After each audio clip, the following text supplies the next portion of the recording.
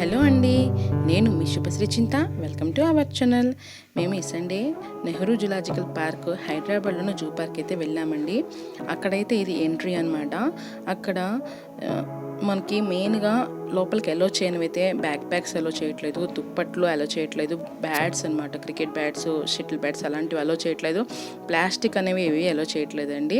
ఇక్కడ జూలో ఉన్న రూట్ మ్యాప్ అండి ఇది. ఇక్కడ నేనైతే పక్షులు డిఫరెంట్ పక్షుల్ని, పిచ్చుకల్ని అండ్ చిలకల్ని వాటిని చూసాము.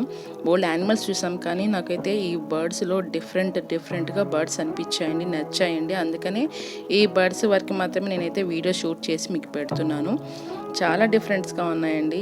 రకరకాల మనకు తెలియని పక్షులు కూడా చాలా రకాలుగా ఉన్నాయి. కొన్ని అంతరించిపోతున్న పక్షులు కూడా అక్కడ ఉన్నాయండి. కనుక ప్రతి పక్షిని అయితే నేను వీడియో తీసి చూపించబోతున్నాను. యానిమల్స్ అన్నీ నార్మల్గానే ఉన్నాయండి, ఎక్కువగా అయితే ఏమి లేవు. స్నేక్స్లోనూ డిఫరెంట్ స్నేక్స్ అయితే ఉన్నాయి. నేనైతే ఇప్పుడు బర్డ్స్ వరకే చూపించబోతున్నాను. వాళ్ళని మేము వెళ్ళే టైంకి 11:30 12 అయింది. వాటికి ఫుడ్ వేస్తున్న టైం అండి. అన్ని బర్డ్స్కి అయితే ఫుడ్ లైన్గా వేస్తున్నాడు.